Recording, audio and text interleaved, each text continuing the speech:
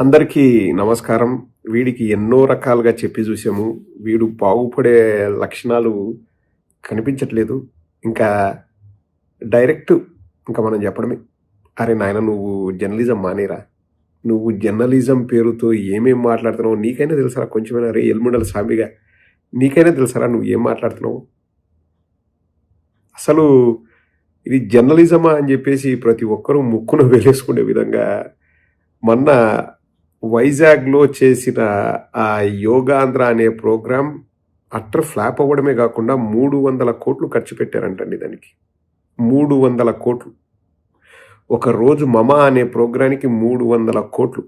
ఇప్పుడు ఒక 10 మందిని సెలబ్రిటీలను పిలిపించి వాలంటరీగా మీరు ఏదైనా చెయ్యండి అని చెప్పేసి యోగా గురించి ప్రమోట్ చేయొచ్చు.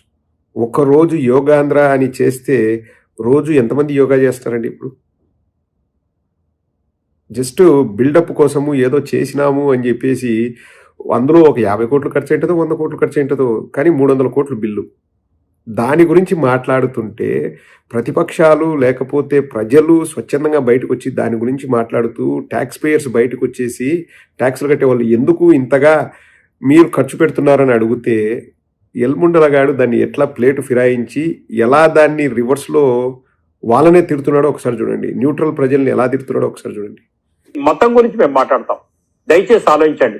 ఇప్పటికైనా సరే హిందువుల్ని కించపరచడం మానేయండి. హిందూ దేవుళ్ళని కించపరచడం మానేయండి. హిందువులు ఆచరించే స్థితిని కించపరచడం మానేయండి. యోగా మీరు చేస్తే చేయండి, చేయకపోతే చేయనివ్వకండి, నో ప్రాబ్లం. మీరు చేస్తే అయ్యేదేం లేదు, మీరు ఓట్లేస్తే అయ్యేదేం లేదు. కానీ దయచేసి ఇది హిందువులదని, ఓకే హిందువులదైతే లెట్ దెమ్ హ్యావ్. ఏదో గిరిజన బాలికలు అద్భుతంగా ఇవాళ సూర్య నమస్కారాలు చేశారు. చంద్రబాబు నాయుడు గారు పొంగిపోయారు. గిరిజన బాలికలు కూడా హిందూ బాలికలే. దయచేసి గిరిజనులు హరిజన మాట్లాడొద్దండి. దళితులు కూడా మాట్లాడొద్దు. దళితులు కూడా అట్లా కులాల పరంగా వర్గాల పరంగా మనం మాట్లాడుకోకూడదు. దానికి జగన్మోహన్ రెడ్డి గారు నడిపే యూట్యూబ్ ఛానల్లో వాళ్ళందరినీ ఎక్కడో ఉంటారండి, ఉంటారు. వాళ్ళ బాధ మీకెందుకు? ఎప్పుడు చూసినా ఎన్డీఏ మీద ఏడవటం, మోడీ గారి మీద పడి ఆడటం, మరి హిందూ మతం మీద ఆడవటం, హిందువుల గురించి బాధించటం, ఇదేనా మీ పని? ఇంకో పని లేదా? అసలు వీడిని ఏ చెప్పుతో కొట్టాలండి? ఎక్కడి నుంచి ఎక్కడికి తీసుకెళ్లాడు? యోగాంధ్ర అని చెప్పేసి 300 కోట్లు ఎందుకు ఖర్చు పెట్టారు? అది ఒక ఫెయిల్డ్ ప్రోగ్రామ్ అని చెప్పి ప్రజలు అంటుంటే ఎక్కడికి తీసుకెళ్లాడు చూడండి. యోగా అనేది హిందువులు చేసేదంట, హిందూ మతం గురించి మాట్లాడుతున్నామంట, మేము మీ మతం గురించి మాట్లాడతాము, మీరు మా మతం గురించి మాట్లాడొద్దు, హిందువులను ఎందుకు మీరు ప్రతిసారి ఇన్వాల్వ్ చేస్తారు, నరేంద్ర మోడీని ఎందుకు తిడతారు, ఇంకొకరిని ఎందుకు తిడతారు అని చెప్పేసి దేనికండి? ఇప్పుడు 300 కోట్లు ఎందుకు ఖర్చు పెట్టారు చెప్పండి అని అడగడం తప్ప అండి? అడగకూడదంట. ఎన్ని 100 కోట్లు ఖర్చు పెట్టినా అడగకూడదంట. కనీస వసతులు లేవండి. ఆ తర్వాత నేను కొన్ని వీడియోస్ చూశాను. తర్వాత ఆ యోగా మ్యాట్స్ కోసం కొట్టుకోవడము, ఫుడ్ లేదని గొడవ పెట్టడము. మరీ ఒక వీడియో నేను ఇక్కడ ప్లే చేయలేనండి. 100 మంది బాలికలను ఒక రూమ్లో వేసి వాళ్లకు పరుపులు లేవు, మంచాలు లేవు, బెడ్షీట్లు లేవు, బ్లాంకెట్లు లేవు, ఏమీ లేవు. కటిక నేల మీద పడుకోబెట్టారు. ఆ వీడియో తీసి పెడితే నాకే బాధ అనిపించింది. చిన్నపిల్లల్ని అలా కటిక నేల మీద పడుకోబెట్టారు. దాని గురించి ఎవరో ప్రశ్నిస్తే దానికి కూడా ఎట్లా వక్ర భాషని చెప్తున్నారు చూడండి. పడుకుంటారండి. వాళ్ళ ఫెసిలిటీస్ గురించి మీకెందుకండి? వాళ్ళకి ఎందుకండి ఫెసిలిటీసు? ఇంతకుముందు తిరుపతిలో కూడా అక్కడికి వచ్చిన భక్తులు మాకు సౌకర్యాలు లేవంటే, ఏం సౌకర్యాల కోసం తిరుపతికి వస్తున్నారా? ఏం ఒక పూట ఓడ్చుకోలేరా? మిమ్మల్ని అందరినీ బ్యాన్ చేయాలన్నాడు. ఈరోజు గిరిజన బాలికలకు సౌకర్యం ఎక్కడని చెప్పేసి ఎవరో ప్రశ్నిస్తే వాళ్ళకి ఎందుకండి సౌకర్యాలు? వాళ్ళు ఎక్కడైనా పడుకుంటారు. వాళ్ళు ఏదో చేస్తే, అంటే ఏది సూర్య నమస్కారాలు ఏవో చేస్తే చంద్రబాబు నాయుడు పొంగిపోయారంట. సో చంద్రబాబు నాయుడు పొంగిపోవడం ఇంపార్టెంట్ అంట. వాళ్ళకు వసతులు ఉన్నాయా లేదా ఇంపార్టెంట్ కాదంట. 300 కోట్లు ఎందుకు ఖర్చు పెట్టారని అడగకూడదంట. అడిగితే అరెస్టులు చేయాలంట. ఇది జర్నలిజం. ఏమరా సాంబిగా, నువ్వు మనిషివా దున్నపోతువారా? మనిషి జన్మెత్తినవా లేదా? కొంచెం విఘ్నతతో ఆలోచించరా.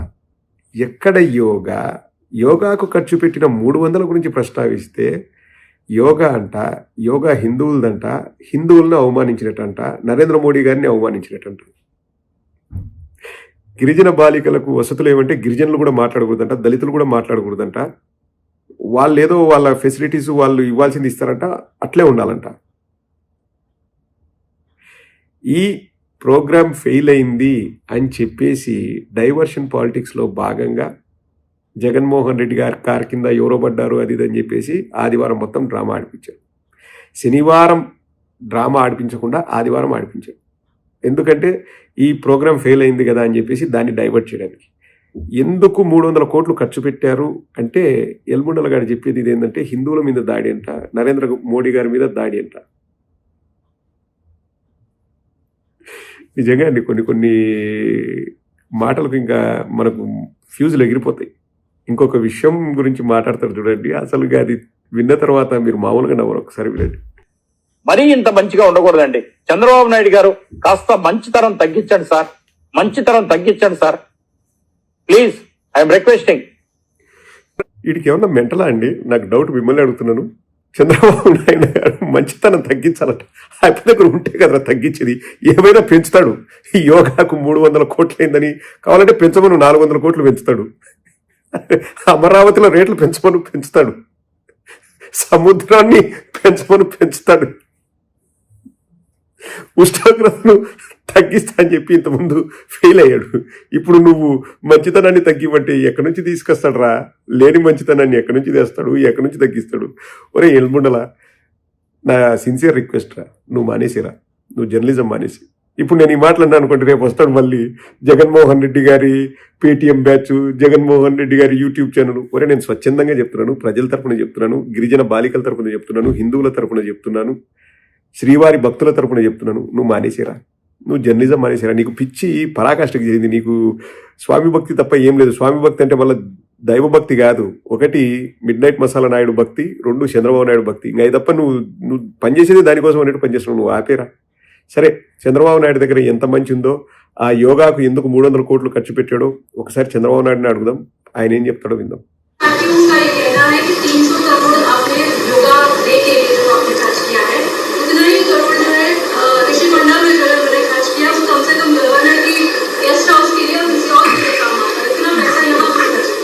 Are you having any responsibility to ask me that question?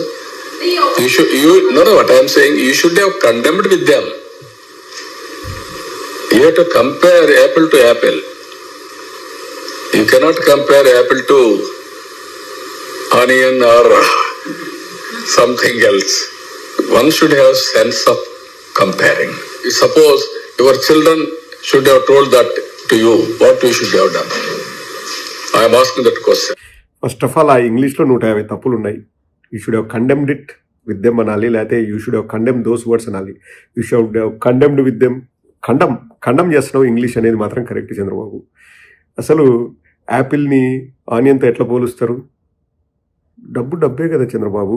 ఇప్పుడు యాపిల్ కొనాలన్న డబ్బే, ఆనియన్ కొనాలన్న డబ్బే కదా. 350 కోట్లతో రిషికొండలో ఇంకొక 150-200 సంవత్సరాలు ఉండే పర్మనెంట్ బిల్డింగ్స్ కడితే నానాయాగి చేసి నువ్వు ఒక రోజులో పెంకు పిసికెల్లాగా 300 కోట్లను హాంఫర్ట్ చేస్తే, హారతి కర్పూరంలాగా దాన్ని కరిగించేస్తే ఒక్క రోజులో ప్రజలు ప్రశ్నించకూడదా? పైగా రివర్స్లో విలేకరునే తిడుతున్నాడు. అట్లా కంపేర్ చేస్తావు, నీకు రెస్పాన్సిబిలిటీ లేదా? ఇప్పుడు ఒకటే అండి, చంద్రబాబు నాయుడుకు తెలిసిన తెలివితేటలు ఏంటంటే, నీ దగ్గర సమాధానం లేకపోతే అవతల వాడిని కన్ఫ్యూజ్ చేయి. ఇదే చంద్రబాబు నాయుడు 30 ఏళ్ళ నుంచి అనుసరిస్తున్న రాజకీయ విధానం. నీ దగ్గర జవాబు లేదా? Okay, I will confuse them. What I'm saying, what are you doing? నాకు ఆవేదన కలుగుతుంది, ఆవేశం వస్తుంది. మీకు బాధ్యత లేదా? మీరు ఇట్లా మాట్లాడొచ్చా? 300 కోట్లు ఏం చేసినావు? ఏం మాట్లాడుతున్నావు? నువ్వు వైఎస్ఆర్ కాంగ్రెస్ పార్టీ వాడివి, నీ తాట తీస్తాను, నేను నీతో మాట్లాడను. ఇంతగానా అండి? ఎక్కడికి పోతుంది సమాజం? పరితెగిస్తున్నారు వీళ్ళు. సాలయా చంద్రబాబు, నువ్వు మీ టీం చేసే డ్రామాలు సాల్సావి. దండం నీకు.